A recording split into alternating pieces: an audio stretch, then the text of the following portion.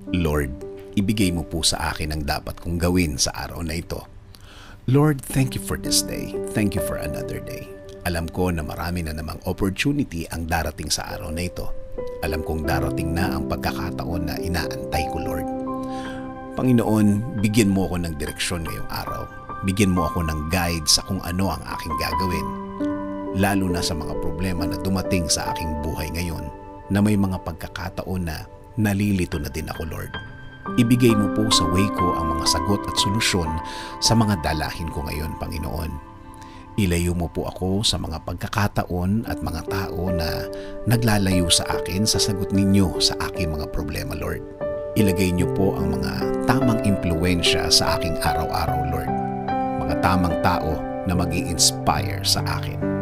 Mas magbibigay ng mga paliwanag tungkol po sa buhay at lalong-lalo na sa inyong presensya at pagmamahal. Ilayo niyo po ako sa mga maling tao na ito dahil minsan nakakadagdag po sila sa aking problemang kinakaharap. Ilayo niyo rin po ako sa mga pangyayari na maglalagay din sa akin sa mas malaking problema, Panginoon. Panginoon, itinataas ko din po ang aking pamilya. Bigyan niyo po sila ng pagmamahal. Bigyan niyo po sila ng proteksyon. Bigyan niyo po sila ng mga tamang daan at pagkakataon. Ilayo niyo po sila sa masama.